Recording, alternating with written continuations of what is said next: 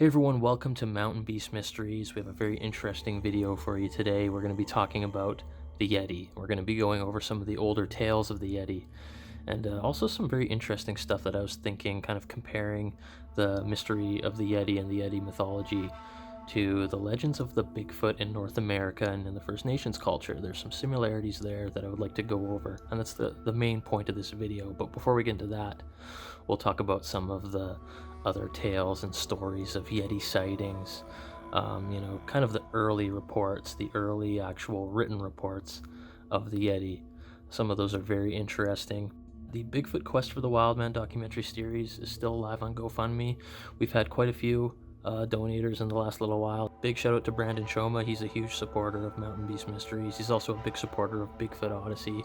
He's a great guy, and I can't thank you enough. Also, Caitlin B made a pretty big donation to the project, so thank you. And everybody else, there's plenty of people out there, you know who you are.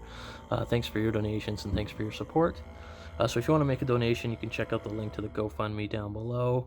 I'm looking forward to getting that project going immediately. The weather's starting to warm up here, the snow's starting to melt. It won't be long before we can actually hike into the area and get this thing filmed and get it up on YouTube for you guys. So anyways, the legends of the Yeti. When people think of the Yeti, the first thing they usually think about is the Eric Shipton tracks, which is probably the most popular piece of photographic evidence pertaining to the Yeti. You have a huge trackway that was discovered at about 17,000 feet in elevation, so pretty high up.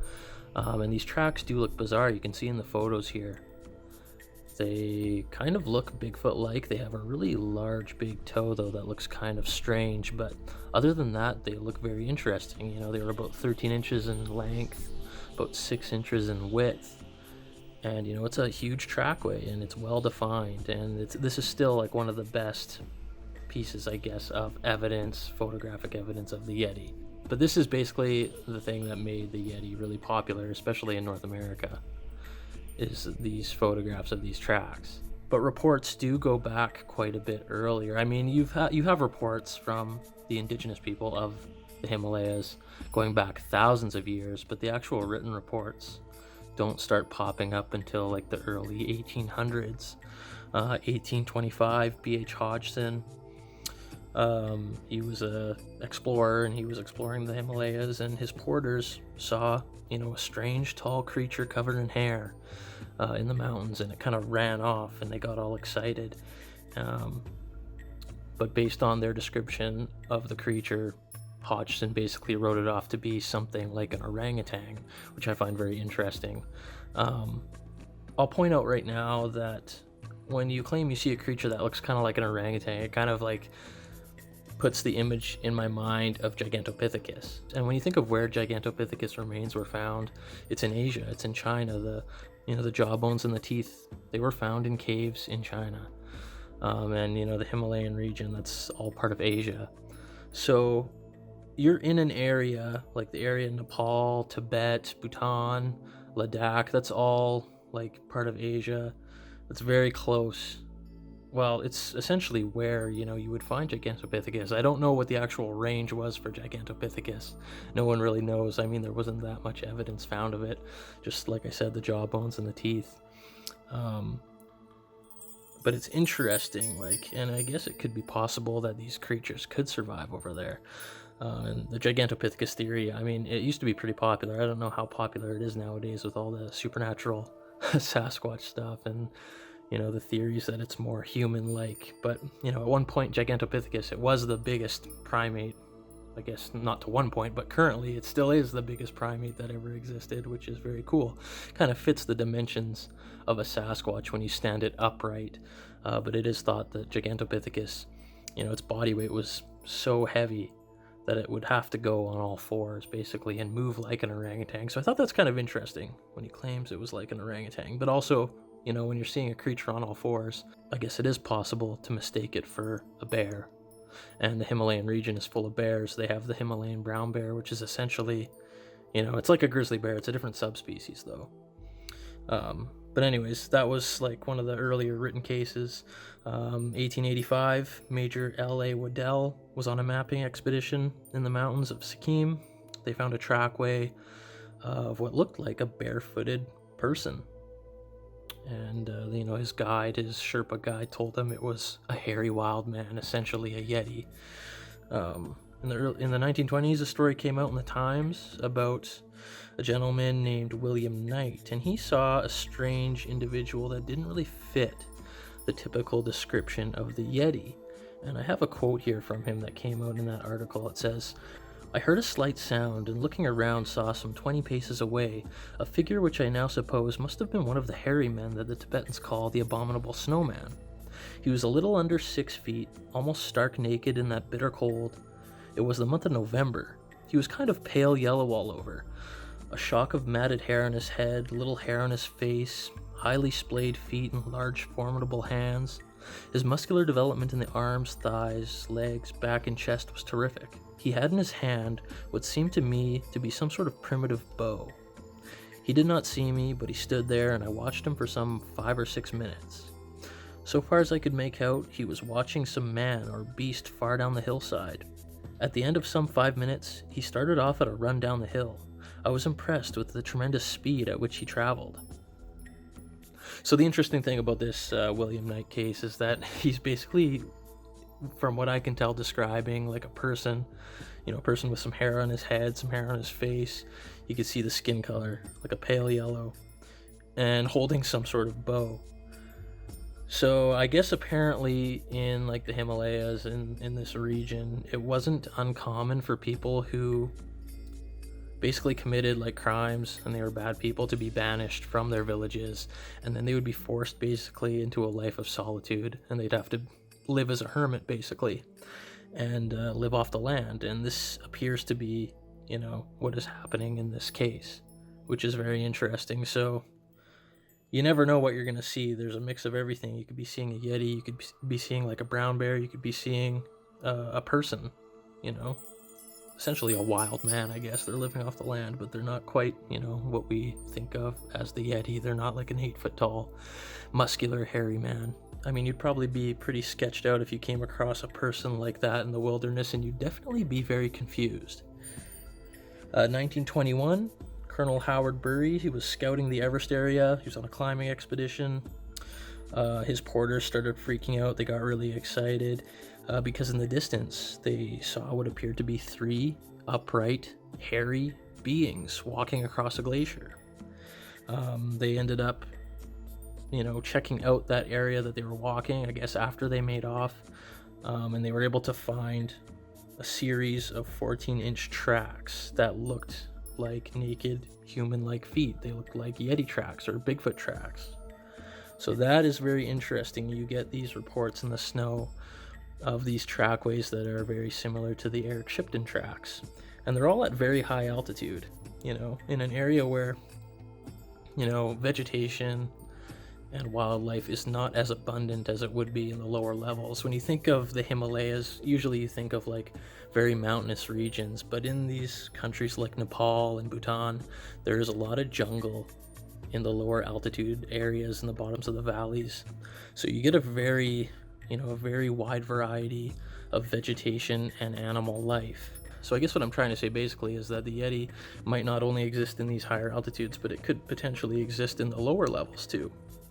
And you're in an area where there are other primates, there are monkeys and things of that nature. It's essentially jungle. And then you get into the kind of like the really strange stories. There's one here from 1938 pertaining to a German SS and an air bay expedition into Tibet. And this was kind of led by Heinrich Himmler. He was kind of in control of the operation, but the actual expedition was led by a zoologist named Ernst Schaefer. And, I guess you'll hear different, theories as to why they were going on this expedition in Tibet. What they were doing while they were there was documenting the people, and they were collecting samples of like plant life and wildlife. I think they cataloged like 7,000 species of plant and animal life, which is pretty intense, but nothing really came up about the Yeti. Now, you will hear theories that the actual reason as to why they were in Tibet was that they were trying to find the Yeti, and this is why I'm bringing this up. You hear rumors that they believed that they might be, the descendants of the Yeti. And you hear theories that they were in Tibet to try and track down the origins of the Aryan race. So it's pretty crazy, pretty far out, but we do know that the Nazis in the Second World War, they were obsessed with this kind of thing. They were really into the occult and these weird, I don't know, these, I guess, supernatural things. Like you hear stories about the Nazi bell and, you know, their UFO programs and all that kind of crazy stuff, which is like, it's interesting, but it is kind of bizarre as to why they would think the Aryan race started in Tibet. It's all stuff they made up anyways. But yeah, you'll hear a lot of theories about the Yeti and their quest for the Yeti, but I think that's just kind of stuff that was made up to make the story more interesting. I don't know. I mean, Ernst Schaefer was a zoologist. He was very familiar with wildlife. But like I said, there's no reports that they actually found anything. Speaking of World War II as well, I will mention, I did make a video a while back on another Yeti case.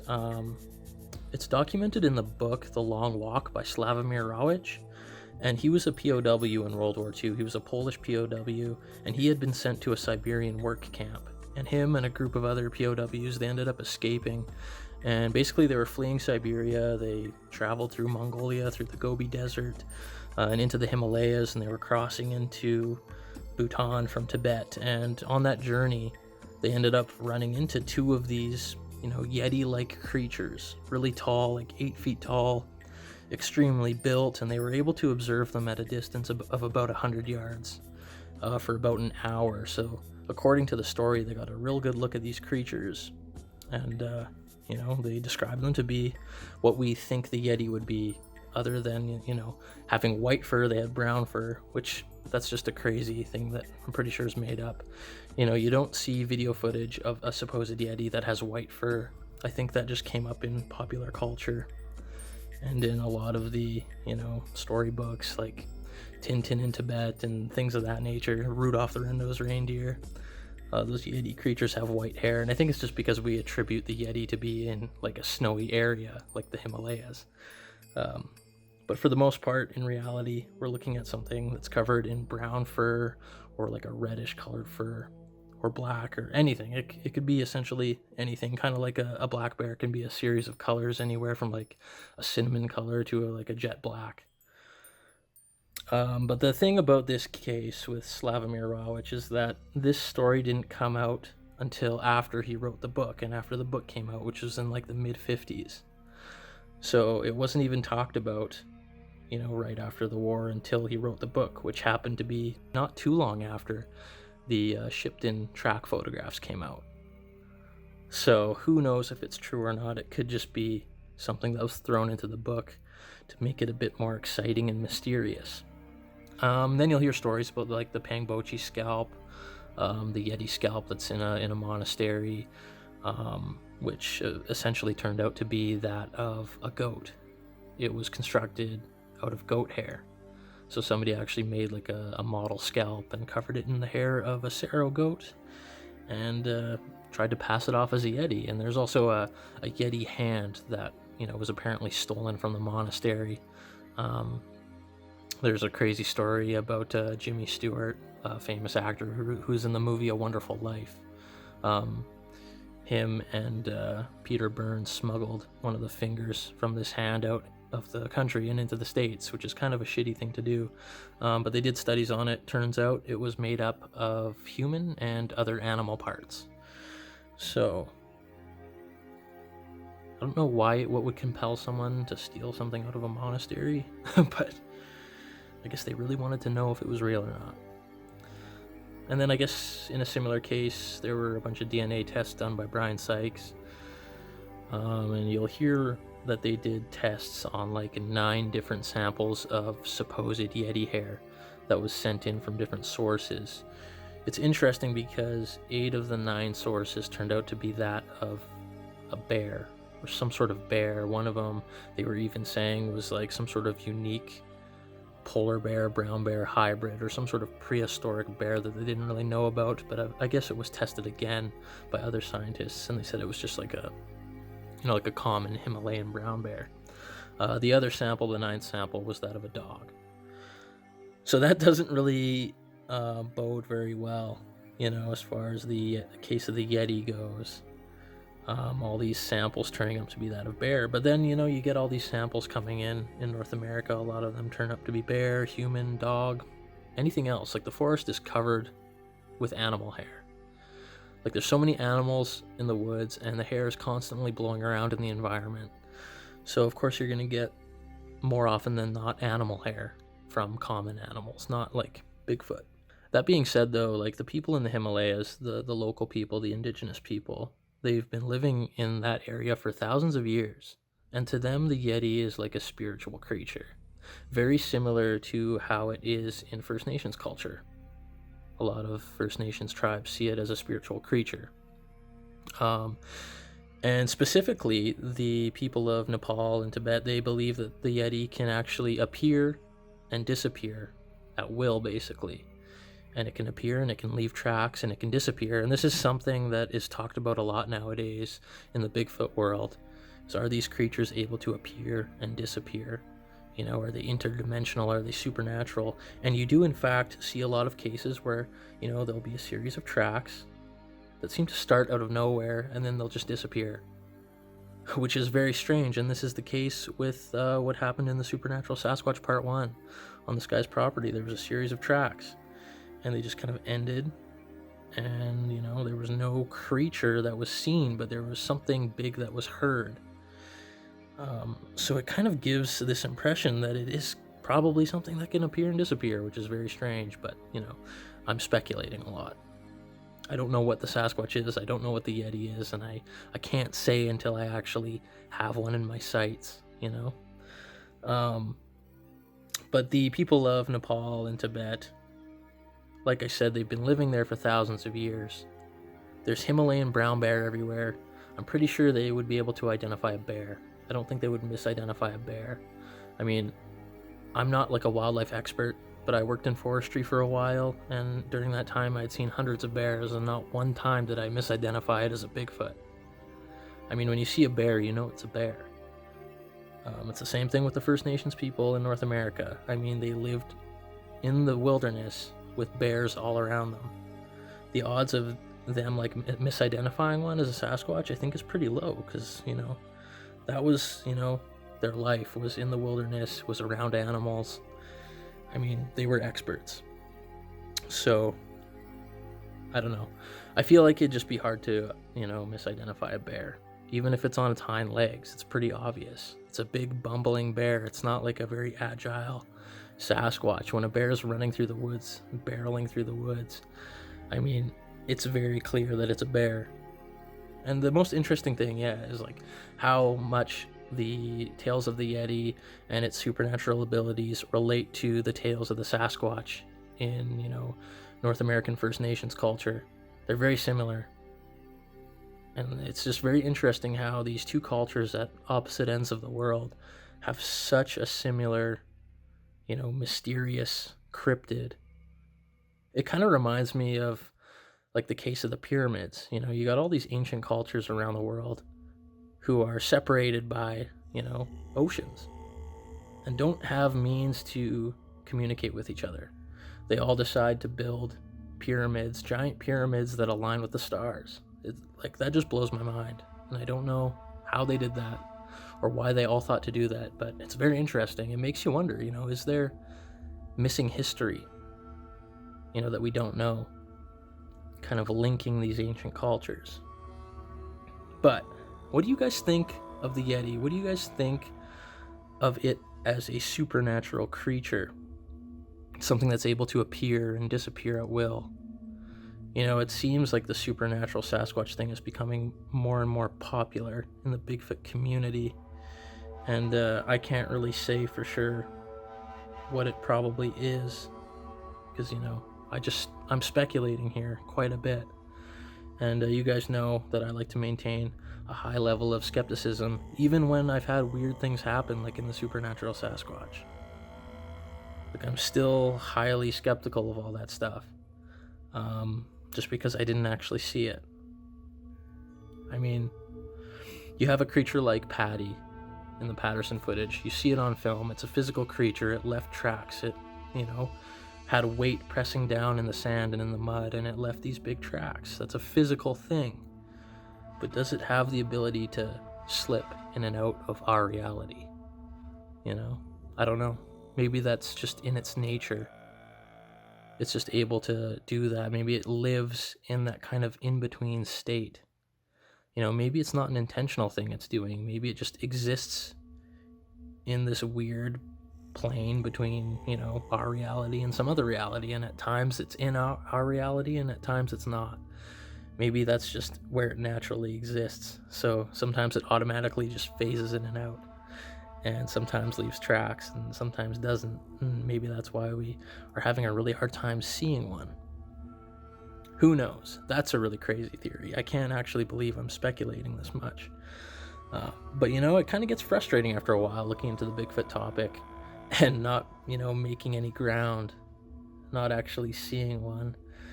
But I guess with time, you know, there's more and more people getting out into the woods looking for these creatures, which I guess is a good thing. I mean, we want to see that evidence, and we want to prove its existence, and I think we eventually will. I don't think it's going to be very long before we do. A lot of people out there, a lot of researchers seem to have some pretty interesting methods, and I think with everybody trying different things, it won't be long before somebody comes to the table with some really good, solid evidence. But yeah, the Yeti. I mean, I'm kind of hoping by the end of 2020, maybe in the fall of 2020, to actually making my way down to the Himalayas to do some exploring and to learn as much as I can about the Yeti.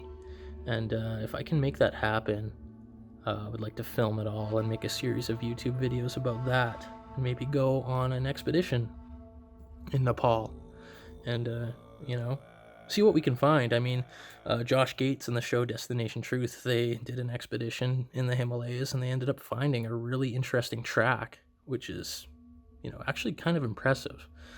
But then again, it's a TV show, so who knows what the authenticity of that is. The Yeti is what basically got me initially interested in the Bigfoot topic. When I was a kid, my mom made me watch, you know, The Adventures of Tintin. And specifically, I remember the episode Tintin in Tibet. And at the end of it, they, you know, encounter this giant Yeti creature. So it seems to be the topic that kind of initially captures people's interest in cryptids, which is kind of cool. And, you know, just tales of these mountaineers going on these expeditions and running into these creatures, and I don't know, it's pure adventure. It's like kind of Indiana Jones like, and it's, I guess, something that, you know, draws people in, and it's very exciting. The Bigfoot Quest for the Wildman documentary series, once again, if you haven't checked out the GoFundMe page and you want to make a donation and support that project, you can check out the link down below. Shout out again to Brandon Shoma and Caitlin B for their donations, and everybody else, can't remember everyone's names, who's donated to the project. Let me know what you guys think of the Yeti. I'd like to hear what you guys think in the comments down below. What are your thoughts? Anyways, thanks for watching this video, guys. We'll see you next time on Mountain Beast Mysteries.